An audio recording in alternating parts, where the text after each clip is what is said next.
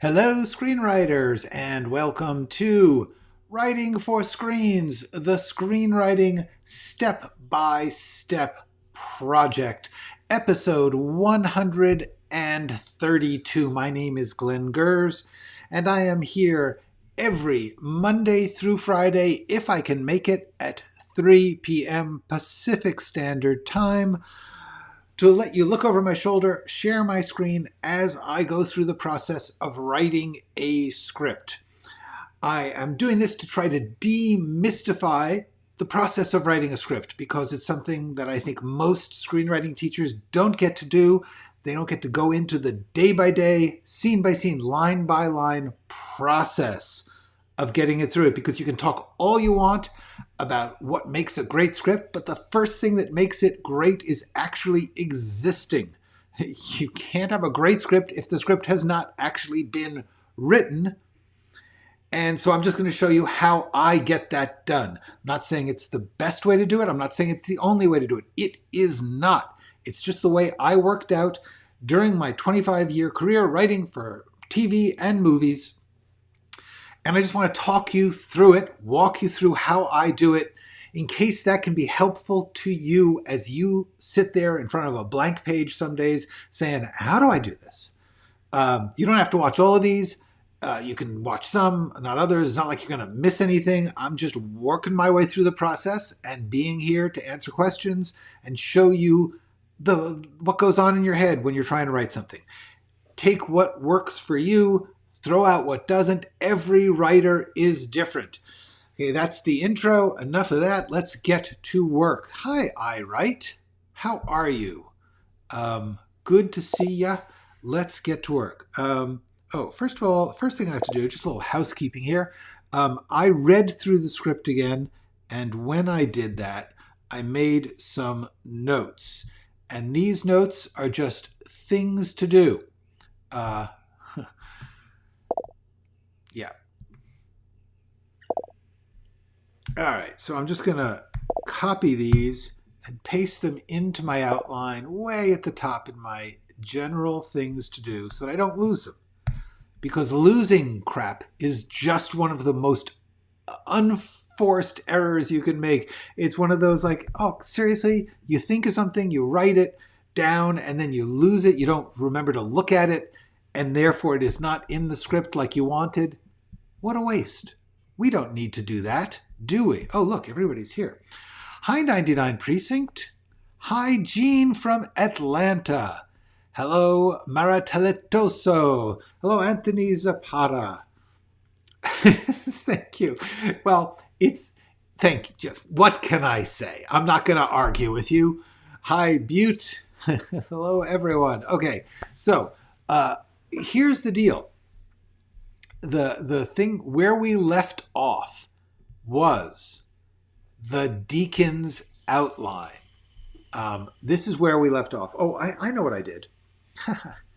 I took the Deakins Outline and I copied it into the main outline just so that I could put it up there on the website. For those of you who don't remember or don't know, on the website, let me just show you my magic graphics. Here on the website, this is a real small screen capture of my website, writingforscreens.com. And if you go there and you scroll down, see the down part, the little black arrow says down. You go down, you will go to a page with a bunch of rectangles. The bottom corner says creative, okay? That is where I have put stuff I have written, stuff I have done. And if you click that, you will find the latest outline, whatever the outline is that I'm working from, and the draft as of that week. I try to export it as a PDF, put it on the website so that if you want to look at it, I don't recommend reading all these things, but they're there if you want to check it, understand, get a picture of what it is I'm talking about. It's there for you. So the last one, I thought it would be a good idea to include the Deakins Outline because that's where I was. And so that's what I did. Okay. Wow, boy, big day. Hello, Roddy. Hello, Natasha. Hello, this is Kitschy. We got a crowd here. Good.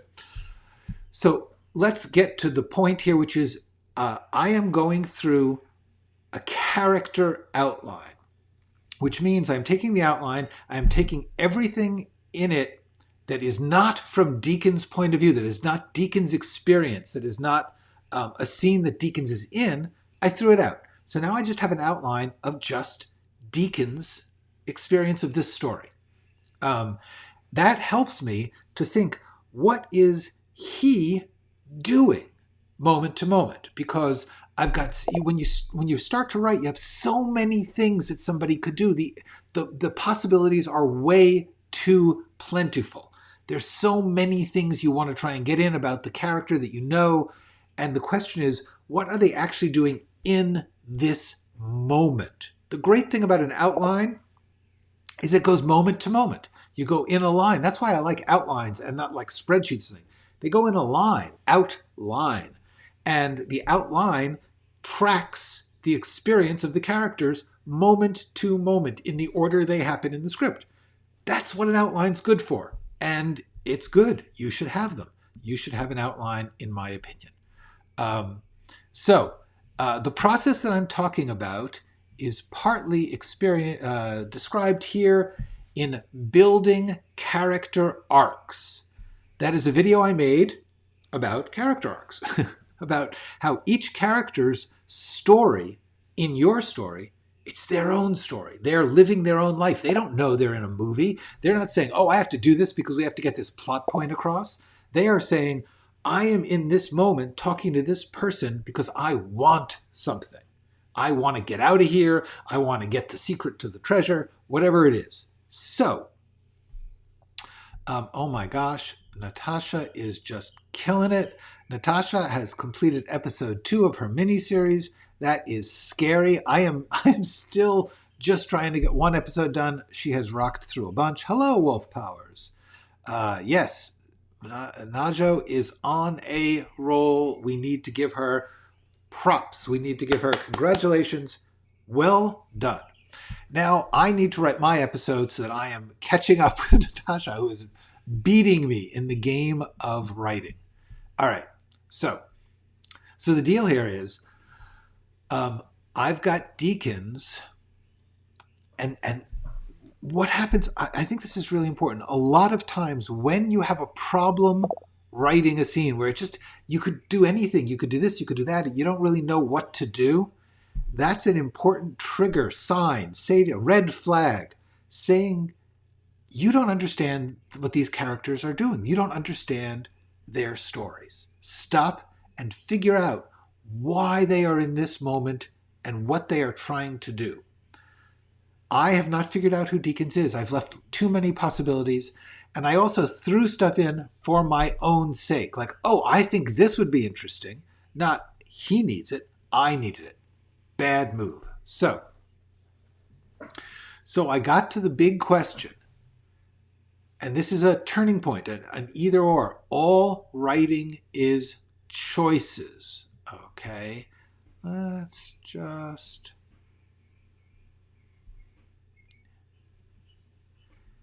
Everything is a choice, and every choice has a price. And writing is making choices. That's what it is. You have a couple of possibilities, you choose one, that's what you're doing. So what the possibilities I have here are Deakins has been following these people and lurking in their chat room about him to make sure that they're not after him. And that's causing me a technical problem. Because if he doesn't know who they are, then we have to have him catch up here in this scene. And it's been feeling like, man, that's a lot. But every time I come back to this, I just think, if this guy is lurking in chat rooms about himself, he has not put it behind him. And the center of his character is that he put this all behind him 30 years ago, and now he's being dragged into it. So that's just a make or break thing for me. If that's not true, I don't know who he is. I don't know. It's not even that I don't know who he is. I don't want to write that. I don't want to write that story. I want to write the story of a guy who left serial killing behind and is now coming back. That just strikes me as an emotionally resonant story. Somebody who has managed to overcome a bad thing they did in their life. So, just this simple. I am keeping this idea. Deakins has no idea who the group or George is. That's just a fact. So, if that's true, I'm going to have to do some thinking. The main thing is, I believe that this scene is just going to have to be longer. Which is a problem in my 90-page pilot, because this has got to get down to 60 pages. But I would rather cut everything else and make this longer to give this time to work. So, if Deakins had no idea who the group is, if he's Deakins has put his serial killing behind him. So therefore, we get to this. How did Deakins find out? Hi, Maria. You made it. Congratulations. And thank you. I really like when you guys like things. That's lovely. Yay. All right. So right now, yes, and this is... he's reaching out nervously. It's an impulsive act. Make clear how Deakins found out. That is simply the task at hand. Let me see. Boom. All right. So let's think about this.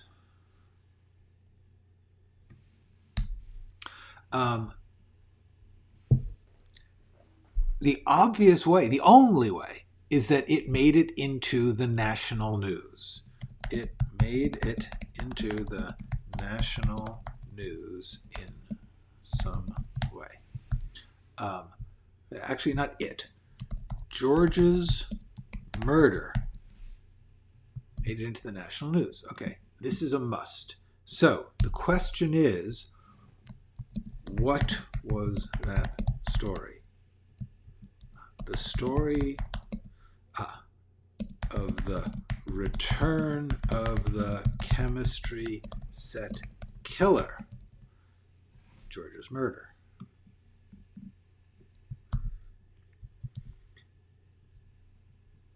Made it into the national news. Okay, that is a fact. All right, so let's start with that. Now, how exactly did Deakins see this? Was it a small newspaper story in a big paper? Was it an item on the TV news? Was it on the internet? Okay, so these are, how do people get news? Or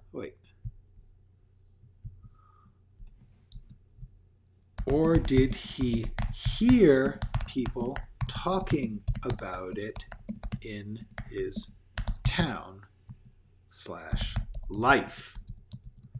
Interesting. Hey! Okay, dang. Okay, Tavana, your last name is going to break me. Tavana Nira Stromsenbakken. Actually, that's not too bad. Stromsenbakken. Hey, welcome. I'm so glad you are here, Tavana Nira Stromsenbakken. Hi, I like Norway. Norway is interesting to me, partly because, interesting place, but also 20 years ago, I actually was hired to write, to do an American rewrite of a Norwegian indie action film called, oh, dang, now I can't remember the name. Anyway, and it was I got to meet with the Norwegian director and previous writer, and we worked together for a year, and it was really nice, and they were just such great people that I have a fondness in my heart for the nation of Norway because of that personal connection. What can I tell you? Hello, show don't tell. Okay, so welcome. Ask any questions if you like. What, it must be like midnight there or later. So I really appreciate your staying up late to watch this. So here's the deal. Deakins heard about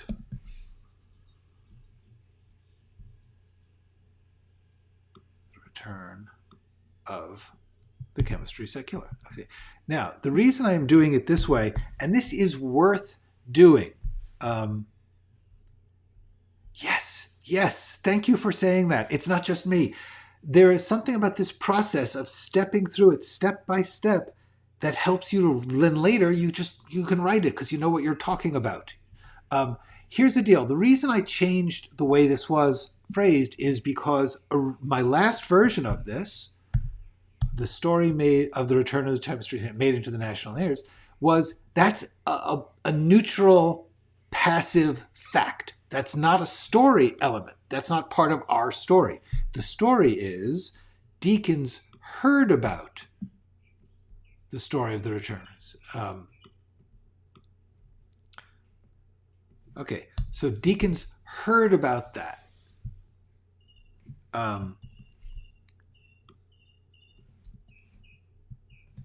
How?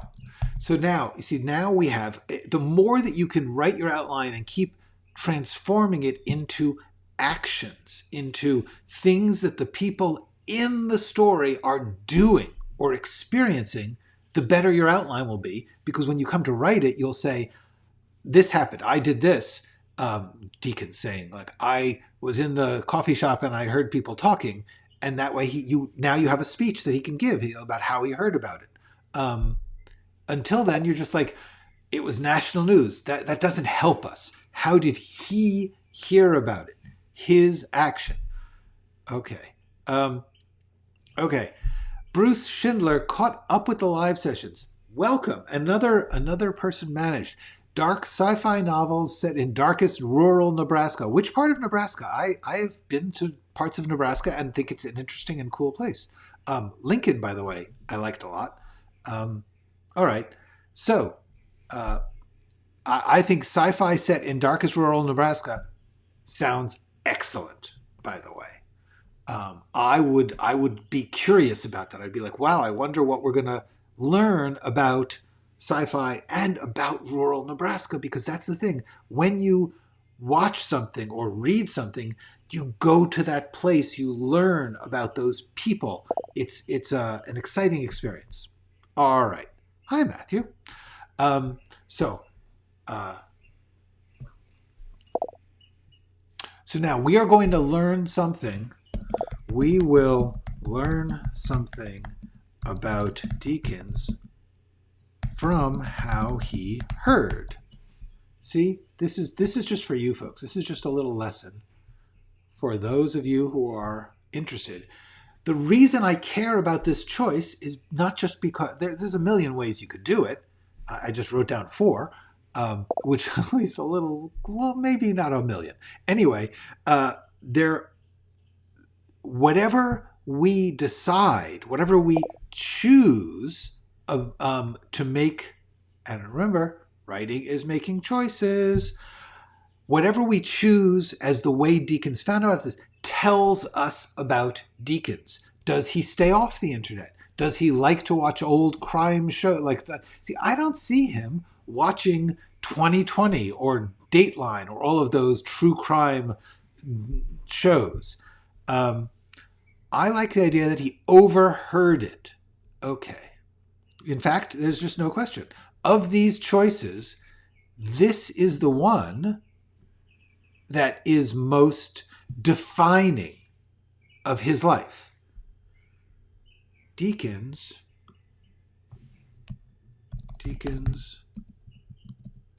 heard people talking about it in his town. Like, see, now we can ask the next question. And it's really the same. How? So, heard people talking about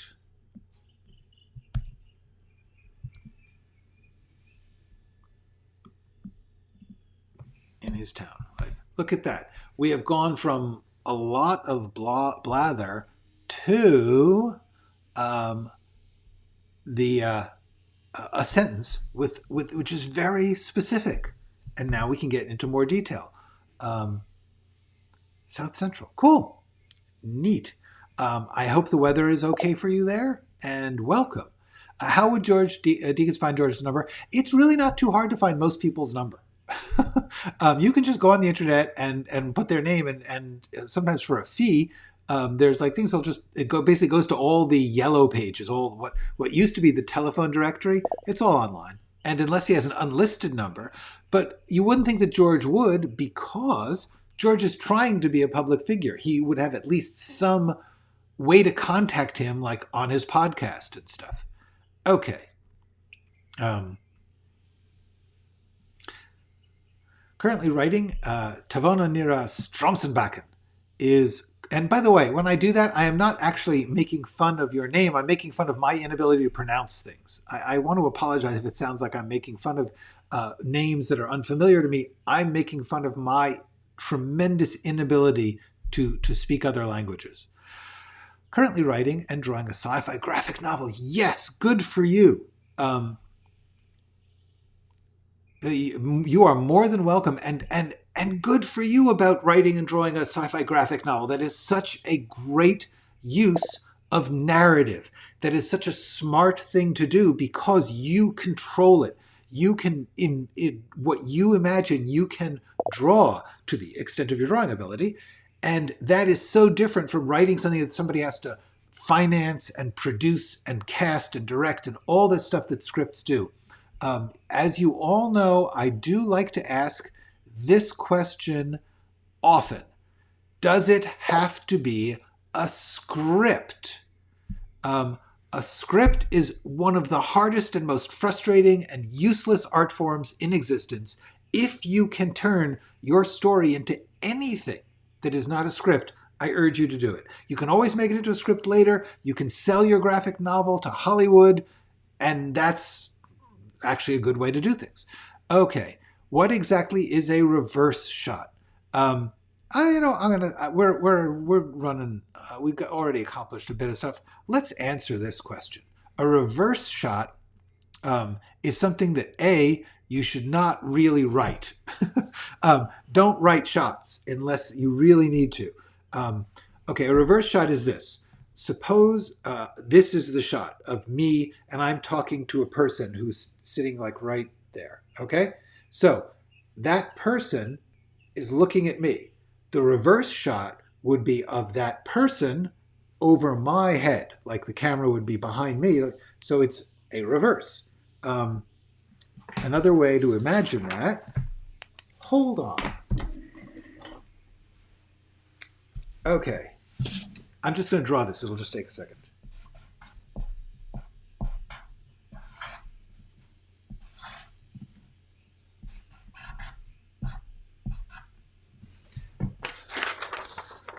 Okay, can you see this? So, A is the shot of A camera is shooting character A. B is shooting character B, the reverse. Okay? A reverse shot is when you are changing your point of view to the opposite side in a conversation. If that didn't answer you, who knows what will? I thought that was a good explanation. All right. Sorry, I'm just being silly. Okay, so how? How did he overhear it? Let's brainstorm. This is the step. And by the way, just for those people who are fans of my videos, I did a video about this.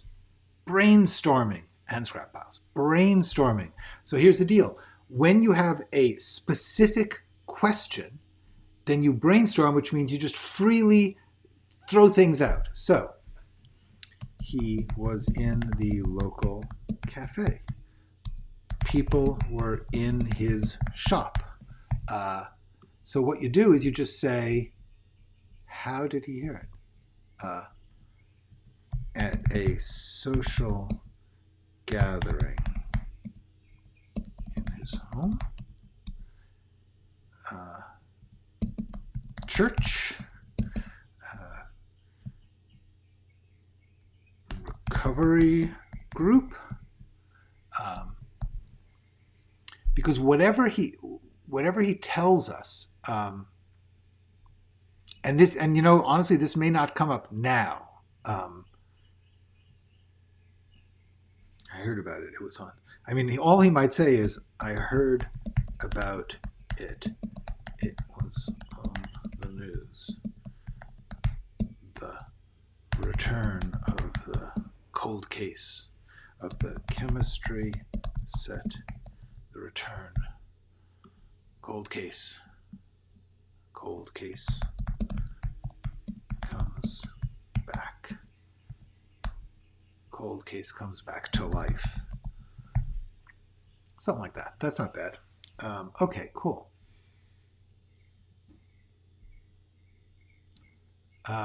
Pathfinder. The thing I worked for, hold on. Pathfinder. It's an indie film set in the Middle Ages. There we go. Pathfinder. That was it. So, and this was a long time ago, but it was actually fairly low budget, but it was set in sort of the Middle Ages and about this guy, this young kid who's forced to, a tribe comes and attacks his village and forces him to show them the path through the mountains. It's very dangerous. Oh, good. Yeah. Those guys were so nice. They were just the nicest, most wonderful people. The eventual movie that was made was very, very different. I didn't work on that one. I stepped away from it. But anyway, cool. This is fun. Small world, huh? Yes, exactly. Wait, we're going to talk to Matthew about this. Yes. It's full of shots because he was planning to direct it and because, so yeah, exactly. I personally, there is no absolute rule. You can write shots if you want to, but if you're not directing it, whoever is directing it, this is a talk to you thing.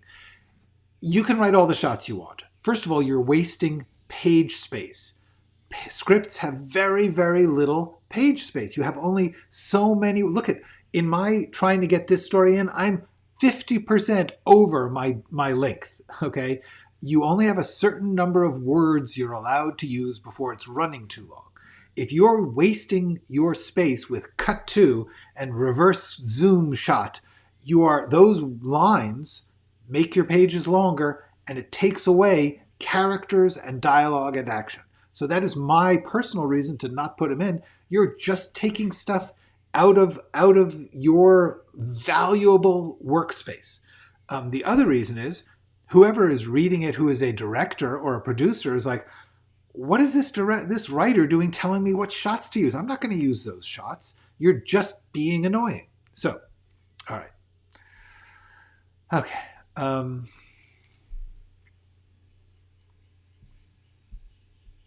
For the moment,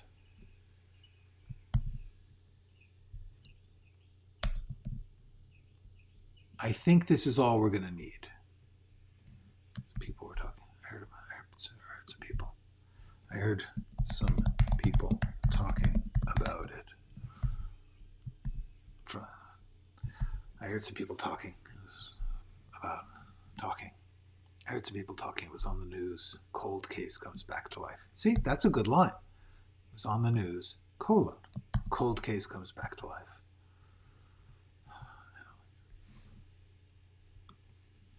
There we go. Okay. So now what we know is that Deakins does not go looking for this stuff.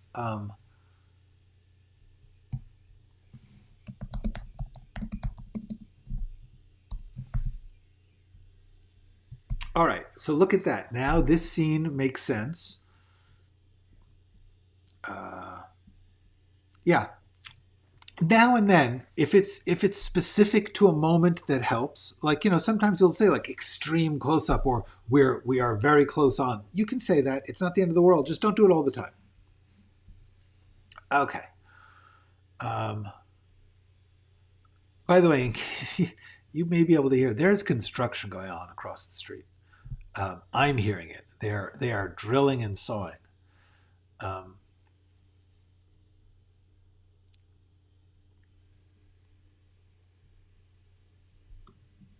So, boom, this now goes where it belongs. Okay.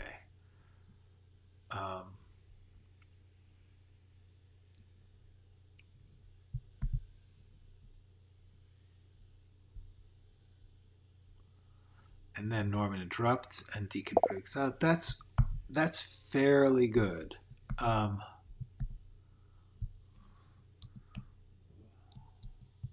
Let me just check the script because I believe the answer to this is in there. I thought of Cold Case Heats Up, but Cold Case Heats Up is actually too clever. It sounds cool, but it doesn't tell us what we need, which is that this thing was dead and it's like Frankenstein coming back from the dead. It's like the zombie. It's the language actually is it's just a subliminal thing, but I think it matters that if you say Cold Case Heats Up, you're thinking, oh, that's clever. That's interesting. It's a kitchen metaphor, whereas that's not what I want you to be thinking about.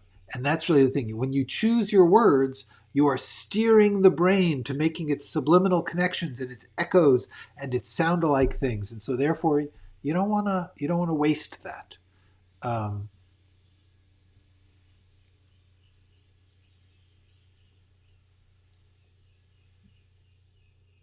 Okay.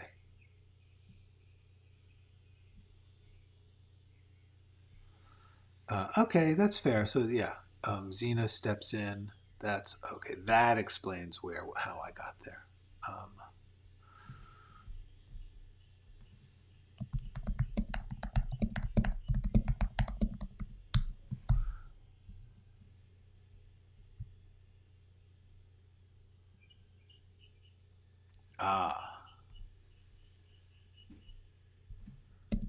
Mad steps away. Xena puts him on speaker. Okay, that's all actually not here. Just going to put it here as notes. Okay. Okay, so then Norman steps in. They have to explain who's there, which is when Xena introduces herself, and Deakins needs them to explain who they are.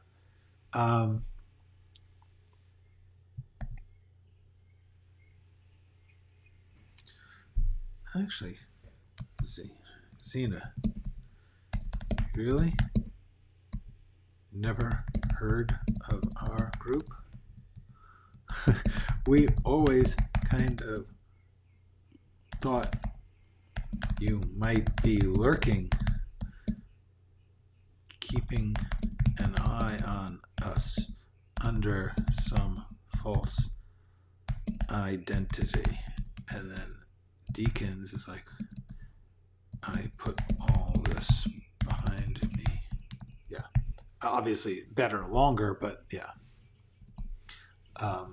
So this is an important thing that you should know. When you are working in the outline, if you get an idea, if you get a line or an idea for a line or an idea for a direction for the conversation, put it in the outline, write it down. Don't lose it. That is the most useful thing about writing. Don't write it down. Write it down. Hold on. I have that somewhere here. Write it down. The work comes to you when it has a place to go. If you are writing things down, you're going to write down more. You're going to get more ideas because you are writing things down. And the other thing is, whatever you do get down gives you something to work from. It's just an immensely valuable, simple tool. Write it all down. Okay. So that's a good chance. We're going to get to talk about how he put this all behind him. Why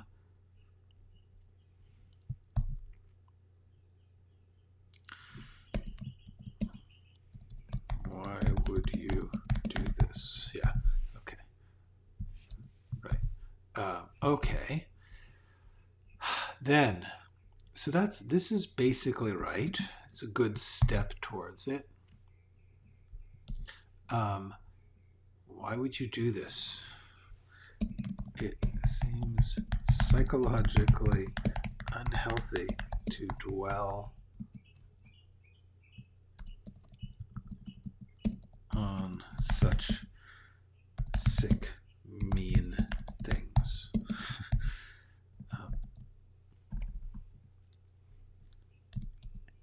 It's not entertainment. Okay. This is all good stuff. And awkward silence. Yeah. Okay. Good. So basically, he is a thoughtful, reasonable, apparently good-hearted person. This is the point we're trying to get here, is this.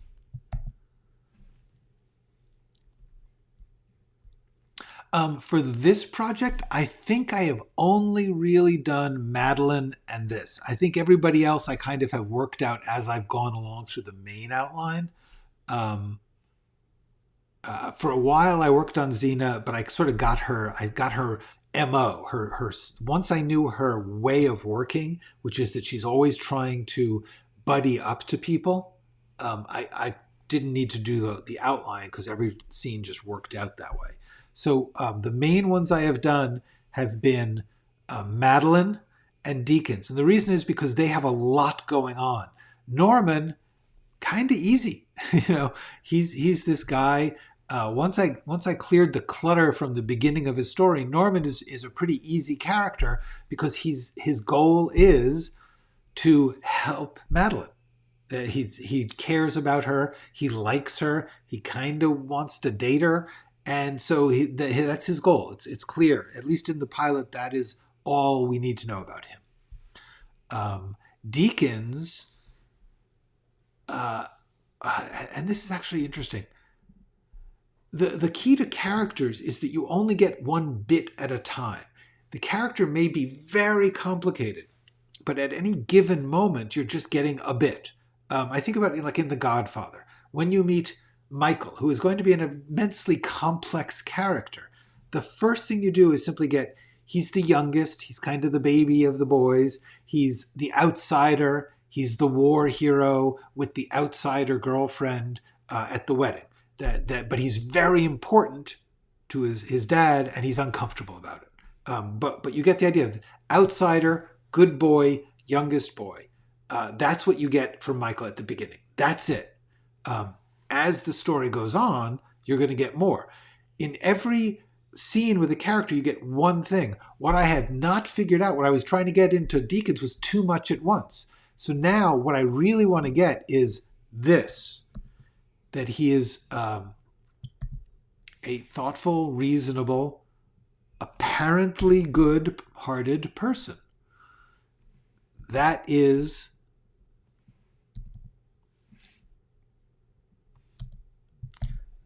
this is what we're getting from him. And I believe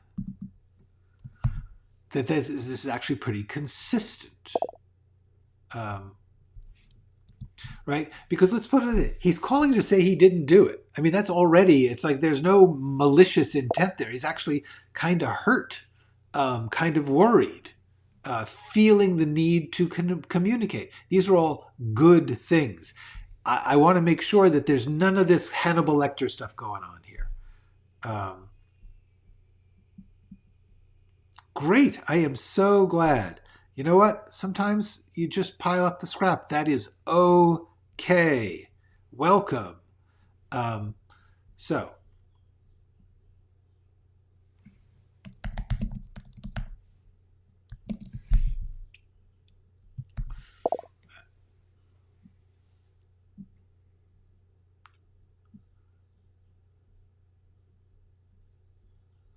Okay.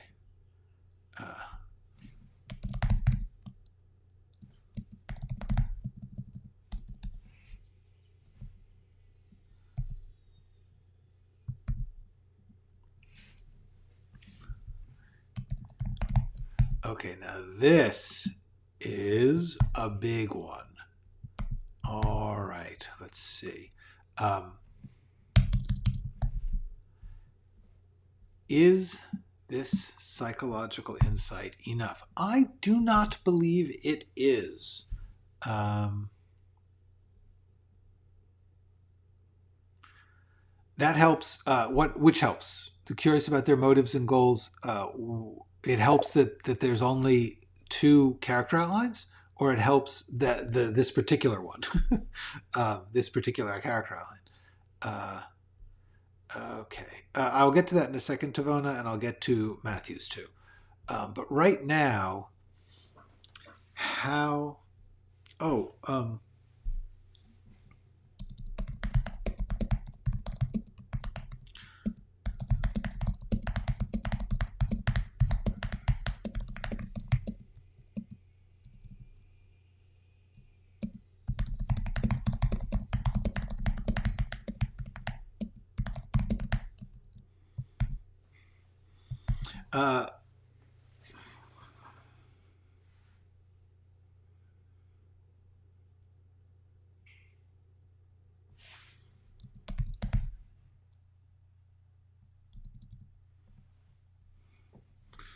Or does he tell me what you do know, and I'll tell you when how much is right. That's kind of cool. Not wheat. What? See, that's good. This is. He says, "Look, tell me what you do know, and I'll tell you how much is right." Because that's cool. Because then they'll tell him like, "Oh, we know you stalked him." And like, no. Of course, that's still not provable. Is there a proof? Or does Madeline just decide to trust? Yeah, these are interesting questions.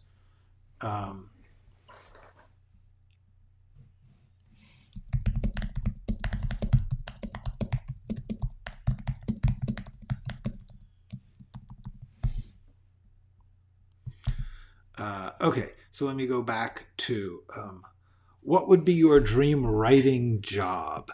Well, this is tricky because a writing job, I mean, honestly, most writing at this point, writing jobs, my favorite writing job would be somebody buying my script and saying, let's do rewrites to make the production. That would be my dream writing job. Assuming that that's not going to happen, my dream writing job would be to be a staff writer on a really good show, like Better Call Saul or Euphoria. You know, I couldn't do better Euphoria because I just don't know those kids' lives well enough. I mean, I would love to be included, but I truthfully would not have that much to contribute. Likewise, Marvelous Mrs. Maisel, I think, is a fabulous show, but I can't write like that. I mean, I don't know that I could keep up that level of jokiness. But anyway, the answer is dream writing job. Ideally, is I'm writing my thing. If not, being on the staff of a really good show, and there are so many of those, and I would love to be on one. Okay. And then Tavana, do you use the use of Enneagrams to check the trueness of characters? No, I don't. I don't entirely understand the use of Enneagrams as a way to check the trueness, in the sense that it's just, and let me just point out, this is just my opinion. There's not like a right or wrong about this. Actually, you know what I'm going to do? Hang on a second.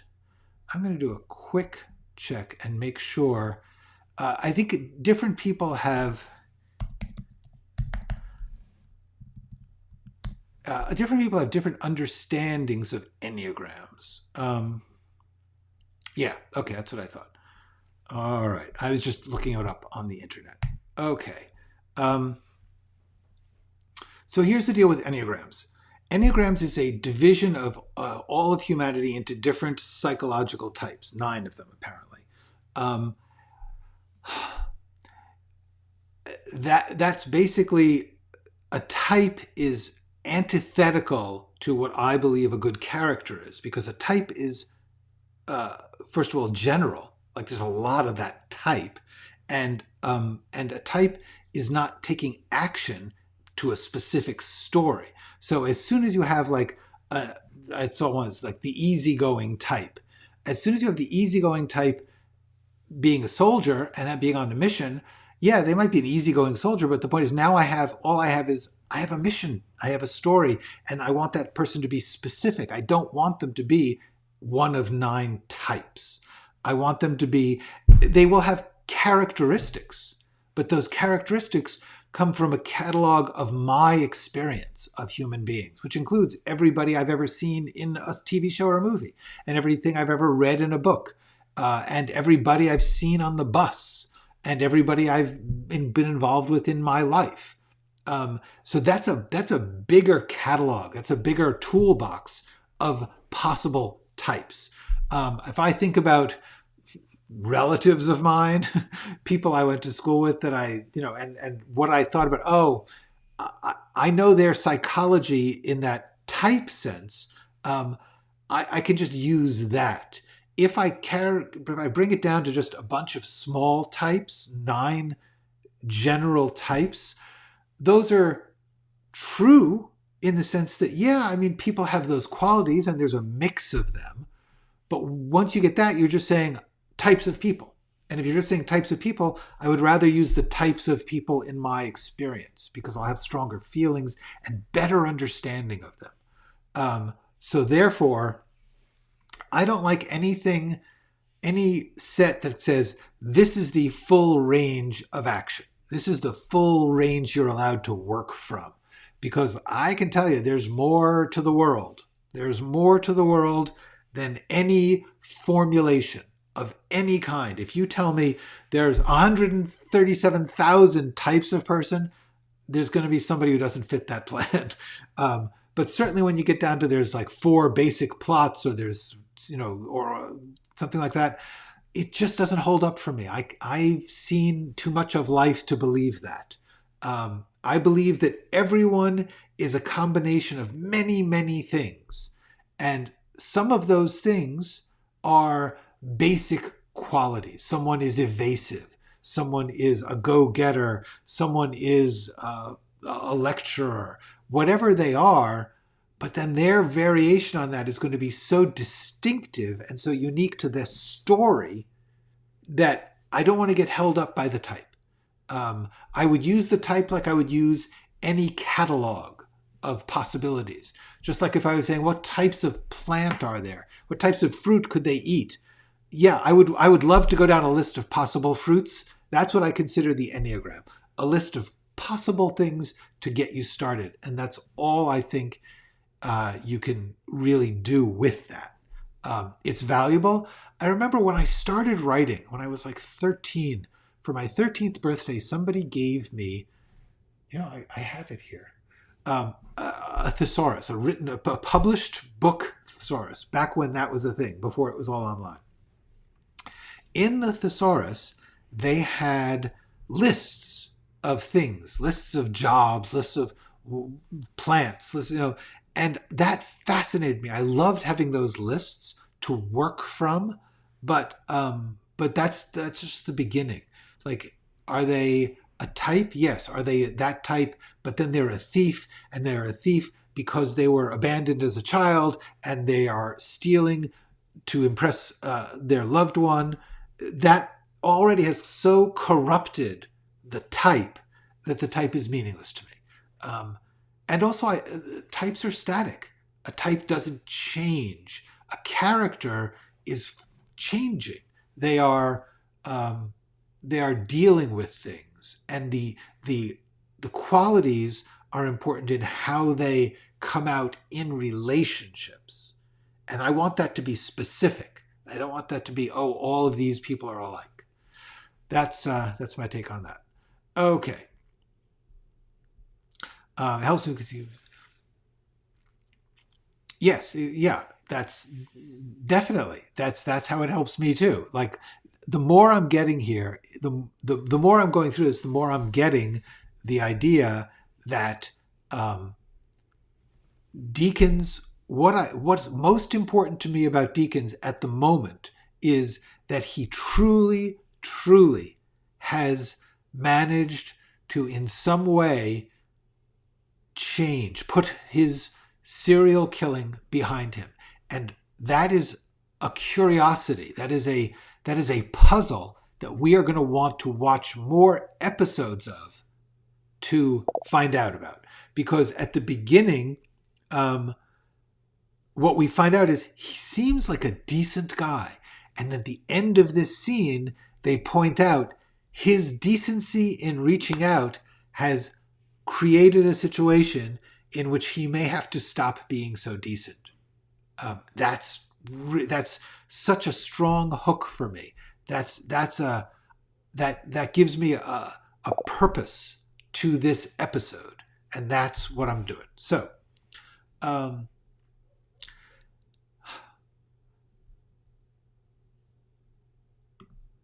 there is no. The whole point about this. Now, as I look at these questions, I realize the whole point of this segment of the scene is there is no proof he can give them, which means it is about trust and human connection.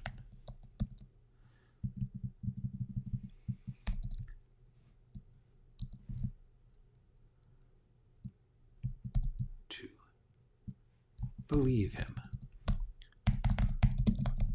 See, that's it. This is it. This is, now I understand what this scene is about.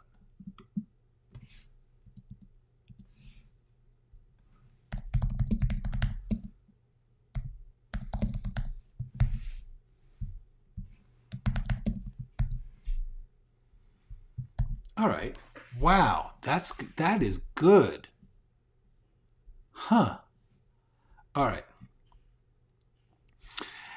If you're writing something realistic, how can you deal with something that is at first glance super outlandish, but you know it can be true because it happened to you or someone you know? That's an interesting question.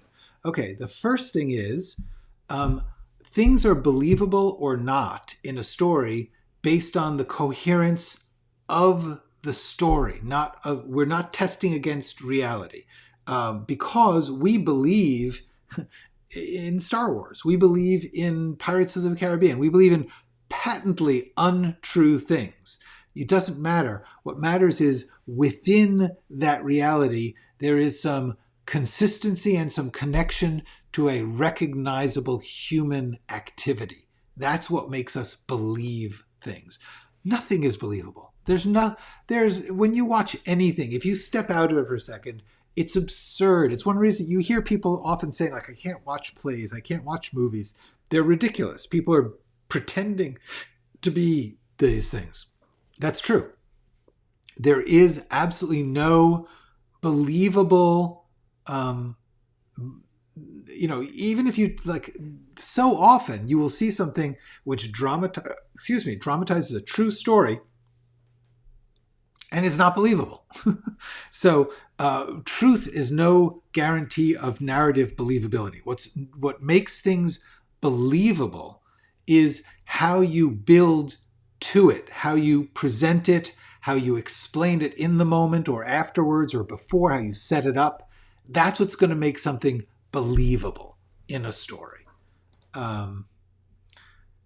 Yes, if the characters are too typey, we get bored. You're talking about existentialism, a person bored and reinvents himself, taking some of the established customs and ethics combined with their own. Exactly. I am saying that when, and by the way, not every character has to change. But even if they don't change, we need to see them as unique, as a particular person with a particular story. That story might be, I am unchanging and I am facing a world that's trying to make me change. Cool. They don't have to change. But they are particular, and we need to know what their particular problem is, because that's really why we're watching the story, is not just that they're a type, but that they are a person with something they want and an obstacle to getting it. I believe that is the core of most narrative. Okay, thank you. You take care and know that you can watch us later. And yes, every story, every film, every TV show has its own internal logic, and also it's just a matter of style. Within your style, you are believable. If I watch a comedy and people are acting outrageously, but it's funny, sometimes I'll just go, yeah, I buy it. Sure. It's, they're coherent and they're fun and I like their style. I'm going to buy it, even though they're clearly not real. That's okay. That's all right. All right. So it was great I'm so glad that all of you were here. We had a lovely large crowd full of wonderful questions. And tomorrow, do more. Until then, go write something.